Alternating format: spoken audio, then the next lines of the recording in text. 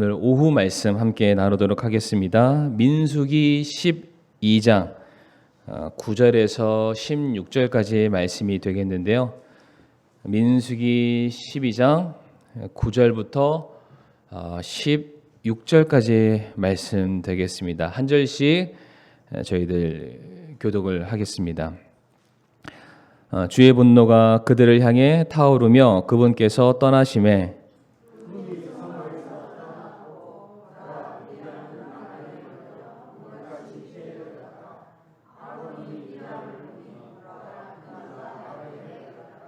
아론이 모세에게 이르되 슬프나이다. 내 주여, 우리가 어리석게 행하여 죄를 지었으나 간청하건대 그 죄를 우리에게 돌리지 마소서.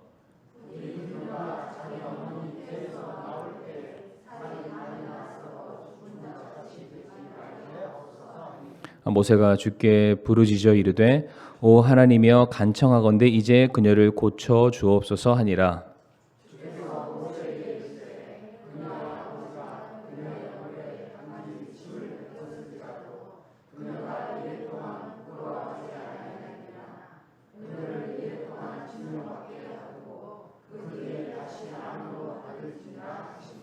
미리암이 이랫동안 진영 밖에 갇히고 백성은 미리암이 다시 들어올 때까지 이동하지 아니하다가 그 뒤에 백성이 하세롯에서부터 움직여 바란 광야에 진을 치니라. 아멘.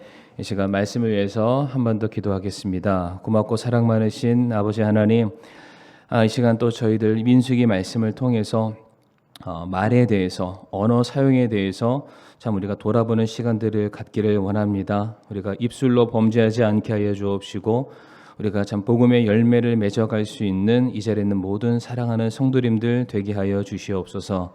예수님의 이름으로 기도를 드리옵니다. 네, 민수기 12장 9절부터 16절까지 말씀을 통해서 비방이 아닌 사랑이라는 제목을 함께 말씀을 나누길 원합니다. 인간 관계 속에서요, 그 관계를 굳게 해주는 것이 말이라고 생각합니다. 우리가 말을 어떻게 하느냐에 따라서 사람의 마음을 얻기도 하고요, 그 관계가 오래도록 지속이 됩니다. 그런데 반대로 그 관계를 허무는 것 역시 또한 말이라고 생각합니다. 특별히 이제 오늘 본문에 나와 있는 제목이기도 하지만은 비방과 험담이 사람과의 관계를 허물어뜨리는 가장 그 비수와 같은 것이 아닌가 생각이 드는데요. 우리가 왜 비방을 많이 할까 생각을 해보니까, 우리가 누군가를 깎아내리고 정죄하는 것, 이것이 단순히 몇 마디 말을 하는 것이라는 이 너무나도 단순한 생각 때문에 우리가 너무나도 쉽게 말을 그냥 내뱉는 게 아닌가라는 생각이 듭니다. 직접적으로 상대방에게 해를 가하는 것도 아니고, 특별히 어떤 나쁜 의도를 가지고 그런 것도 아니고, 다만 내 생각에는 그렇게 생각하기 때문에 그냥 몇 마디 말을 했을 뿐인데, 그게 결과적으로는 비방이고 험담인데, 그게 무슨 대수냐, 그게 무슨 그렇게 큰 죄가 되냐라는 굉장히 안일한 정신들 때문에 우리가 너무나 말로 상대방에게 상처를 주고 어떤 관계를 해치는 그러한 결과들을 낳지 않나 생각이 드는데, 요즘에는 이 말 때문에 참 이게 사건 사고들이 굉장히 많이 일어나기도 합니다. 제가 뉴스기사 몇 개를 봤는데, 요즘에는 이제 인터넷상에 각종 글이나 영상이나 많은 이제 자료들이 올라오는데, 그 밑에 항상 보면 뭐가 있냐면은 댓글이라는 게 있습니다. 댓글. 이제 이것에 대해서 내 생각은 어떤지 자신들만의 의견들을 막 적어 놓는데, 저는 이해가 안 되는 게, 저는 그렇게 뉴스 기사를 많이 보고 그렇게 영상을 많이 봐도 댓글 달고 싶은 마음은 전혀 안 들더라고요. 근데 꼭 밑에 보면은 너무나 재밌게 댓글을 쓰는 사람들이 있어요. 오히려 그 기사 내용보다 댓글이 뭐라고 하는지 궁금해서 더 볼 때도 많이 있습니다. 그런데 이게 이제 글을 쓰거나 글을 남기게 됐을 때 상대방에게 모욕을 끼쳤다. 그러면 이게 명예훼손죄로 처벌을 받는다고 합니다. 이게 정보통신망 및 정보보호법에 관련된 법률에 의하면은 3년 이하의 징역 혹은 3천만 원 이하의 벌금을 물게 된다고 합니다. 그런데 이게 사실적시, 그러니까 내가 사실을 말한 거예요. 없는 말을 한 게 아니라 있는 말을 했는데 그 말을 들은 당사자가 수치심을 느끼는 거예요. 부끄럽게 생각하는 거예요. 왜 내 개인 정보를 다른 사람들에게 알리냐. 이것을 고발했을 때 3년 이하의 징역, 3천만 원 이하의 벌금을 낸다라는 거죠. 근데 이게 만약에 완전 거짓말이다, 새빨간 거짓말이다, 요즘 애들 말로 뻥이다, 그러면은 7년 이하의 징역 혹은 5천만 원 이하의 벌금에 처해진다고 합니다. 그러니까 이게 함부로 말해서는 안 된다는 겁니다. 그러니까 이게 세상 법도 함부로 말하면은 그것에 대해서 책임을 져야 된다라고 말을 하고 있는데, 이런 게 교회 안에도 들어와야 될까요? 이건 당연한 거죠. 저희가 누구보다 말을 조심해야 될 줄을 믿습니다. 근데 성경에서도 동일하게 비방에 대해서 죄라고 우리에게 말씀하시는데, 로마서 1장 29절부터 30절까지 말씀을 한번 보도록 하겠습니다. 화면에 나오는데 우리 성도님들 한번 천천히 읽어주시겠습니까? 시작.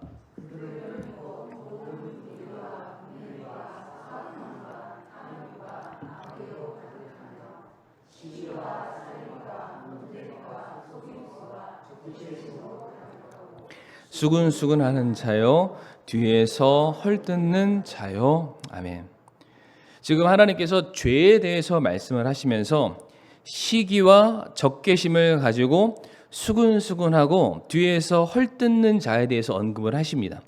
그런데 지금 이와 같은 사람들, 비방하는 사람들을 지금 누구와 동일선상에 놓고서 소개를 하시냐면은 불의한 사람, 그러니까 의라는 게 존재하지 않는 사람, 음행하는 사람, 부끄러움을 모르는 사람, 살인을 행하는 사람, 그리고 속이는 사람, 남 등쳐먹는 사람, 적개심이 가득한 사람, 남을 죽이고자 어떠한 의도를 가지고 있는 그런 사람과 누구를 똑같다고 얘기하냐면 비방하는 사람, 헐뜯는 사람이랑 똑같다라고 말씀을 하세요. 굉장히 무서운 죄라는 것을 우리가 알 수 있는데, 이어지는 32절 말씀 보게 되면은 이와 같은 죄를 짓는 사람을 어떻다라고 말씀하시냐면은 그들이 이런 일들을 행하는 자들을 죽어야 마땅하다는 하나님의 심판을 알고도 같은 일들을 행할 뿐 아니라 그런 일들을 행하는 자들을 기뻐한다라고 되어 있습니다.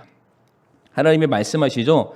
비방하는 자, 헐뜯는 자, 말로 다른 사람들에게 상처를 주는 자, 이 사람들은 살인하는 자, 음행하는 자, 불의한 자와 똑같고 그런 사람들이 받아야 될 형벌은 죽어 마땅하다라고 말씀하십니다.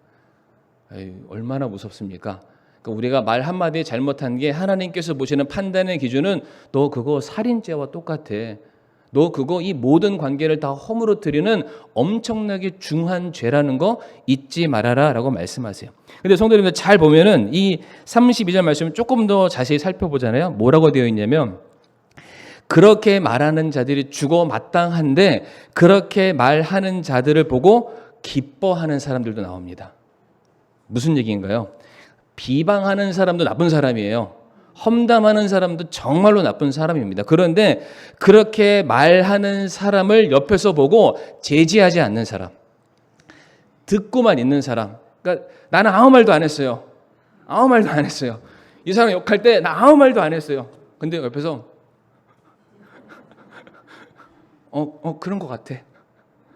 그래서 막지 않는 거예요. 그냥 그 이야기들이 계속해서 막 불붙도록 만들도록 그냥 나는 가만히 입 다물고 가만히 있는 거죠. 나는 아무 말도 안 했는데 오늘 말씀 보니까 그렇게 행하는 자를 옆에 보고서 기뻐하는 사람도 뭐와 똑같다라는 거예요. 그 사람도 비방하는 사람이다라고 말씀하십니다. 그러니까 그 사람도 죽어 마땅한 자다라고 말씀을 하시죠. 이거 굉장히 우리가 정말 기억해야 될 그런 말씀인데, 이와 비슷한 말씀이 마태복음 5장 22절에도 나와 있습니다. 마태복음 5장 22절 말씀 한번 읽어주시겠습니까? 시작.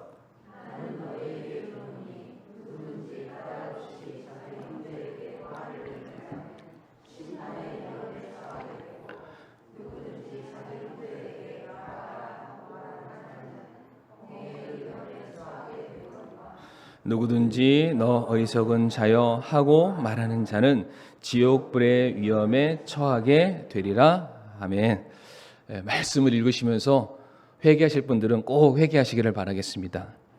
형제에게 라가라고 말하는 자들, 형제를 향해서 너의 말은 들을 가치도 없고 그 상대방을 무시하고 비난하는 그러한 사람들, 그 사람들을 향해서 주님이 뭐라고 말씀하시냐면은 너희가 어리석다고 말하는 사람이 어리석은 것이 아니라 그를 어리석다고 말하는 너희가 어리석다. 그래서 너희는 지옥불의 위험에 처하게 될 것이다 라고 말씀하고 계세요.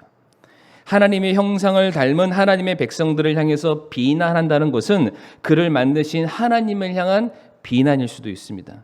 그렇기 때문에 하나님을 향해 도전하는 자들, 하나님을 향해 비방하는 자들, 너희가 어리석다라고 말씀하시죠. 아니, 어떻게 우리가 한 인생을 바라보면서 경점과도 같은 짧은 시간에 그 사람의 전체 인생을 판단하고 옳다 그르다 잘했다 못했다 우리가 어떻게 그렇게 말할 수 있겠습니까? 지금 서 있는 상황 가운데 그 사람이 좀 부족할 수 있죠. 연약할 수 있죠. 우리보다 못할 수도 있지만은 그 모든 인생을 통해서 하나님께서 분명히 말씀하세요. 에베소서 2장 10절 말씀 보게 되면은 한 사람 한 사람을 향해서 하나님이 선하신 계획을 가지고 계신다라고 말씀하시죠. 그 일들은 반드시 일어날 거예요. 성도님들과 상관없이 한 인생, 구원받은 한 성도의 삶을 통해서 하나님의 영광은 반드시 드러나게 되어 있습니다. 그런데 그런 것들을 보고 우리가 쉽게 자단하는 거죠. 너 안 돼. 너 그렇게 해서는 안 돼. 너 뭐 왜 그런 식이야? 이런 식으로 상대방에 대해서 비난하고 험담하고 비방하는 거. 하나님께서 결국 우리가 그런 식으로 영혼들을 대하게 된다면은 그들이 주님께로 가까이 오려 가다고도 못 오잖아요. 잃어버리는 거잖아요. 그러니까 그렇게 된 우리가 너희들이 차라리 지옥 가라 그런 식으로 지금 말씀하실 정도로 말에 대해서 정말로 중요하게 우리가 생각해야 됨을 지금 강조하고 계십니다. 특별히 오늘 본문에서도 비방에 대한 죄에 대해서 하나님이 그냥 넘어가지 않음을 말씀하고 계시는데 오늘 민수기 12장 1절과 2절 말씀 우리가 읽기로는 9절부터 말씀을 봤는데 1절과 2절 말씀을 간단하게 요약해 드리면 우리가 잘 아는 말씀인데 모세의 지도력에 불만을 품었던 아론과 미리암이 모세를 비방합니다. 그를 비난하고요. 험담합니다. 악성 루머를 만듭니다. 그러니까 지금 모세가 하나님께서 우리에게 정해주신 그 율법에 맞지 않는 잘못된 결혼을 했다부터 시작을 해서 그의 지도력이라든지 리더십 모든 것들에 대해서 속속들이 지금 비난하고 있는 그런 상황입니다. 자, 그런데 2절 끝이죠. 그러니까 민수기 12장 2절 말씀 성도님들 한번 성경책을 한번 보시길 바랍니다. 민수기 12장 2절 말씀에 우리가 주의 깊게 살펴봐야 될 한 문장이 있는데 뭐라고 되어 있냐면 맨 끝에 되어 있죠. 우리를 통해서도 말씀하지 아니하셨느냐 하매 그다음에 뭐라고 되어 있습니까? 주께서 그것을 들으시니라 라고 되어 있습니다. 성도님들 우리가 너무나도 쉽게 다른 사람들을 비방하고 험담하는 이유는 무엇이냐면 그저 우리끼리 하는 얘기고 다른 사람들이 듣지 않기 때문에 너무나도 쉽게 말을 꺼내고 상대방을 비난하고 없는 말을 만들어냅니다. 그런데 이 민수기 12장 2절 말씀 보면 뭐라고 되어 있냐면 하나님께서 우리가 말하는 모든 것들에 대해서 듣고 계신다라고 말씀하시죠. 분명한 것은 우리가 하나님께 기도하는 것을 하나님이 들으신다라고 성도님들이 믿으신다면 성도님들이 평상시에 외치는 모든 말들에 대해서도 신음소리에 대해서도 마음속의 생각에 대해서도 하나님께서는 듣고 계시면 우리는 절대로 간과해서는 안 됩니다. 그런데 미리암과 아론이 이 사실을 놓치고 있었어요. 미리암과 아론의 말은 다른 사람들이 못 들었다고 생각하는 거죠. 아니 심지어 두 사람과의 관계 속에서의 이야기이기 때문에 이 사건의 당사자인 모세도 듣지 못했다라고 그들은 착각하고 있었어요. 그런데 하나님은 그들의 모든 말들을 다 듣고 계셨습니다. 시편 139편 1절부터 4절까지 말씀 보게 되면 하나님은 우리의 모든 생각, 모든 행동, 우리의 모든 말들을 다 지켜보고 듣고 계심을 말씀하고 계시죠. 한 절씩 교독해 보도록 하겠습니다. 오 주여 주께서 나를 살피시고 나를 아셨나이다.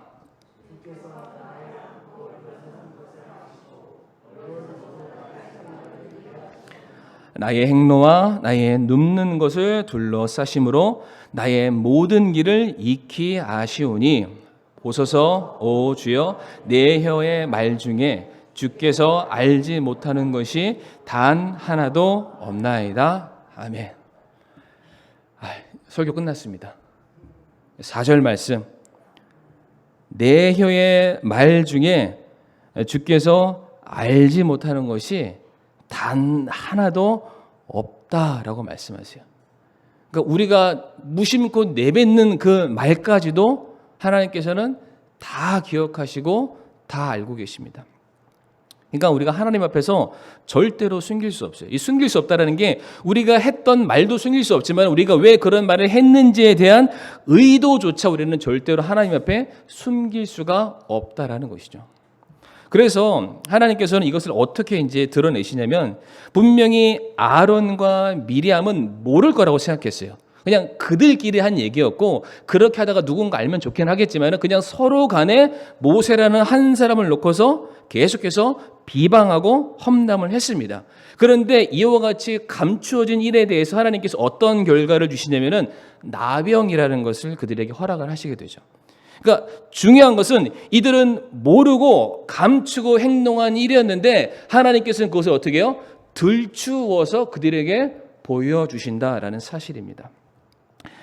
다른 사람들을 비방할 때 나와 친한 몇몇 사람들끼리만 한 얘기니까 아무도 모르겠지? 그런데 하나님은 알고 계시죠. 하나님께서는 아시는 것에 대해서 반드시 그것에 대한 죗값을 치르시겠다라고 말씀하십니다. 분명 그 말을 하는 당장에는 드러나지 않겠지만은 그 일들이 결국에는 번져서 이 무리와 공동체와 이 가족 안에 치명적인 바이러스가 되어서 서로가 서로를 불신하고 공격하게 되는 일들이 있을 수 있으니까 그것이 더 번져 나가지 못하도록 하나님께서 그것을 들추어내시는 거예요.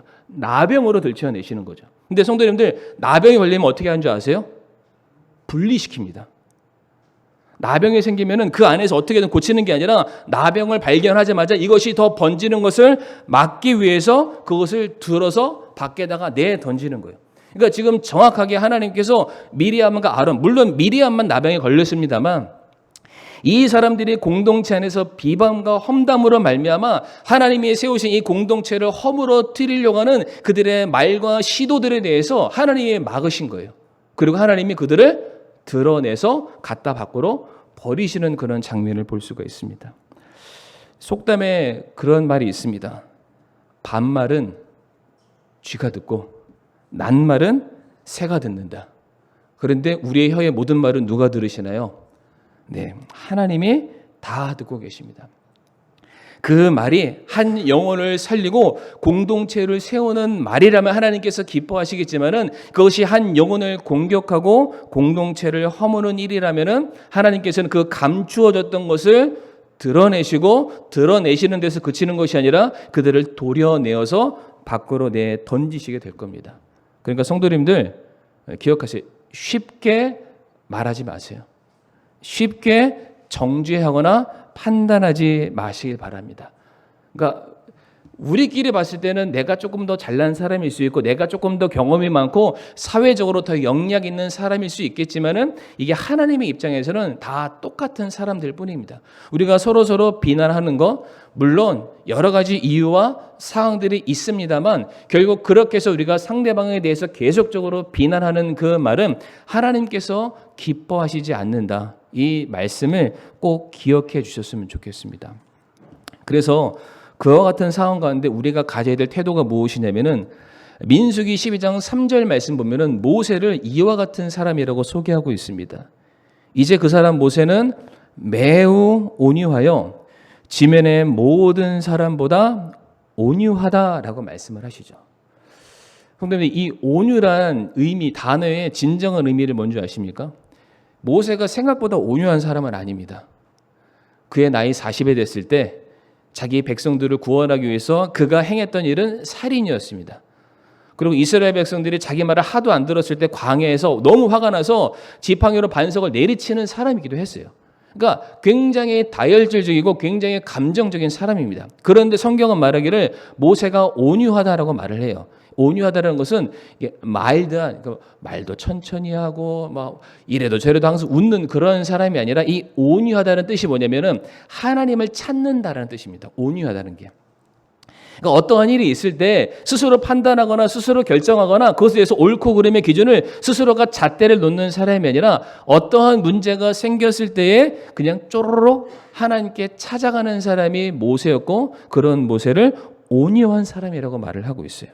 어떤 억울한 일을 당했을 때, 오해가 있을 때 한시라도 빨리 그것을 해결하고자 하는 게 사람의 마음이고 사람의 감정일 텐데, 모세의 경우에는 그 화가 더 나기 전에, 어떤 사람을 찾아서 사실 여부를 확인하기 전에 먼저 하나님께 나아가는 사람입니다. 하나님께 자신의 모든 억울함을 아뢰는 사람, 하나님께 자신의 모든 문제를 선하게 해결해 달라고 먼저 무릎을 꿇고 기도하는 사람이 모세였어요. 그래서 이스라엘 백성들과 모세가 광야 여정 속에서 쭉 함께하는 동안 이스라엘 백성들이 밥 먹듯이 하나님께 불평하고 원망하고, 그래서 징계가 내려지기 전에 항상 모세가 했던 일이 무엇이었습니까? 하나님께 먼저 기도하는 일이었어요.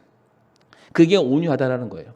생각 같아서는 지도자가 돼서 백성들이 맨날 말 안 들으면 그래 너희들 여기서 확 죽어버려, 이렇게도 말할 수 있잖아요. 감정적으로 대한다면. 그런데 쉽게 말하지 않았어요. 바로 그 일들이 있었을 때 모세는 그들을 향해서, 하나님 향해서 원망하고 비방하고 험담하는 사람이 아니라 그와 같은 상황이 되면 온유한 자, 하나님을 찾는 자, 하나님께 기도하는 자였음을 성경이 우리에게 말해주고 있습니다.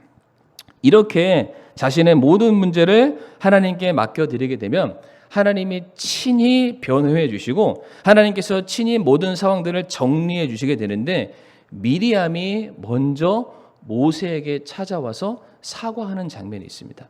모세가 해명하지도 않았어요. 그에 대해서 일일이 가타부타 육하 원칙에 따라서 무엇인가 말하지도 않았습니다. 그런데 하나님께서 미리암의 마음을 치시고 그녀의 마음을 돌이키게 하심으로 말미암아 먼저 그녀가 모세에게 찾아와서 모든 상황들이 무마되는 사건이 오늘 본문의 내용이 되겠습니다. 자, 그런데 중요한 건 하나님께서 이 미리암에게 그녀가 비방했던 것에 대해서는 그 대가를 치르시게 하십니다. 그래서 나병에 걸리게 되죠. 오늘 본문 14절 말씀 보게 되면은 주께서 모세에게 이르시되 그녀의 아버지가 그녀의 얼굴에 단지 침을 뱉었을지라도 그녀가 이래 동안 부끄러워하지 아니하겠느냐? 그녀를 이래 동안 진영 밖에 가두고 그 뒤에 다시 안으로 받을지니라 라고 되어 있습니다. 그러니까 지금 미리암이 비방함으로 말미암아 나병이 생겼고, 나병이 생겼으니까 바이러스의 번짐을 막기 위해서 그녀를 밖으로 내보냈는데, 미리암이 모세에게 찾아와서 사과를 구했잖아요. 용서를 구했잖아요. 그러니까 모세가 말하는 거예요. 그녀를 다시 받아주세요. 그녀가 다시 우리에게 돌아올 수 있게 해주세요. 그 나병을 낫게 해주세요. 그런데 하나님이 말씀하시는 거예요. 그녀가 지은 죄값에 대해서는 반드시 치르고 와야 된다. 지금 미리암이 모든 이스라엘 백성들에게 지금 샘플이 되는 겁니다. 너희들 함부로 말하면 이와 같은 일들이 있을 거야. 지금 미리암이 대표로 이 많은 죄들을 지금 짊어지고 있는 상황이죠. 그런데 모세가 하나님께 간절히 구한 거예요. 하나님, 미리암을 용서해 주세요. 자기를 향해 비방하고 험담한 사람이었지만은 모세는 여전히 그 한 여인을 자기의 동료요, 일원이요, 공동체의 한 사람으로 계속해서 받아주는 모습을 볼 수가 있는데, 오늘 제목 그대로 모세가 동일하게 비방으로 맞대응한 것이 아니라 비방을 사랑으로, 온유함으로 품어주는 것으로서 맞대응하고 있습니다. 그래서 이 모세의 반응이 15절 말씀에 나와 있는데요. 15절 말씀 같이 한번 읽어보실까요? 시작. 미리암이 이래 동안 진영 밖에 갇히고 백성은 미리암이 다시 들어올 때까지 이동하지 아니하다가. 아멘. 나병으로 인해서 공동체에서 잠시 격리되었던 미리암을 모세가 그냥 내버려 두지 않았습니다. 그녀가 다시 돌아오기까지 모든 이스라엘 진영이 이동하지 않고 기다리게 됩니다. 성도 여러분들, 이게 지금 어떤 상황이냐면은 광야예요, 광야. 최근에 우리 잼버리 사건 기억나시죠?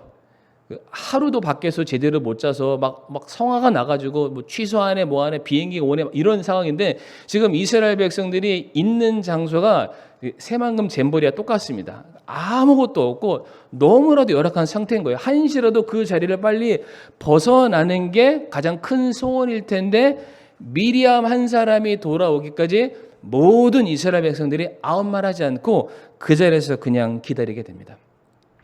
한 사람을 받아주는 거죠. 사랑으로 품어주는 겁니다. 어찌 보면 한 사람을 위해서 온 백성이 그들이 해야 될 일들을 멈추고 가야 할 길을 멈춘다는 것은 굉장히 비효율적인 것처럼 보일 수가 있는데, 그것은 어디까지나 세상적인 방식이고요. 하나님의 사랑의 방정식은 한 사람을 얻기 위해서 세상의 모든 것을 다 내려놓는 것이 하나님의 사랑의 방정식입니다. 연약하고 허물 많고 자주 실수하고 넘어지는 그 성도들, 그래서 나와 격이 맞지 않다고, 나를 불편하게 만든다고, 나에게 도움을 되지 않는다고 계속해서 만약 우리가 그들을 내치게 된다면, 그들을 품어주지 않는다면 과연 우리 주변에 얼마나 많은 사람들이 남아 있겠습니까? 물론 죄에 대해서 우리가 그냥 가볍게 여기자, 죄를 지어도 상관없어, 품어주면 그만이지, 지금 그런 말씀을 드리는 게 결단코 아닙니다. 그러니까 죄에 대해서는 우리가 하나님께 맡기는 거예요. 우리 역시 미리함이 될 수 있습니다. 우리 역시 그 잘못의 근원지가 될 수 있다는 사실을 기억하시면서 죄에 대해서는 하나님께서 처리하도록 맡기는 거예요. 하나님께서 충분히 그 사람이 그 죄에 대해서 인식하고 회개하고 돌아올 수 있도록 만들어 주실 겁니다. 우리들의 역할은 무엇이냐면은 그 사람을 똑같이 비방하는 것이 아니라 그 사람을 사랑으로 품어주는 것, 그 사람을 정죄하거나 내치는 것이 아니라 그 사람의 아픔을 품어주는 것, 그 사람을 여전히 사랑으로 품어주는 것, 끊을 수 없는 그 삼겹줄과 같은 그런 끈끈함으로 그 성도를 위해서 그의 연약함이 다시금 회복될 수 있도록 계속해서 기도하고 돌아보고 기다리는 것, 그것이 바로 우리들의 본분이자 역할이라고 믿습니다. 그래서 말씀을 마무리할 텐데요, 성도님들 함부로 비방하지 마세요. 누가 들으시나요? 하나님이 들으십니다. 저를 얼마나 비방하고 싶으시겠어요? 하나님이 들으세요. 그렇잖아요. 그러니까 연약한 점도 있고 부족한 점도 있고 기대에 못 미치는 것도 있으니까 우리 담임 목사님 이랬으면 좋겠는데 제가 최선의 노력을 다할 테니까 성도님들 하나님 일단 들으시니까. 근데 그게 이제 저에게만이 아니라 옆에 있는 다른 사람에게도 마찬가지입니다.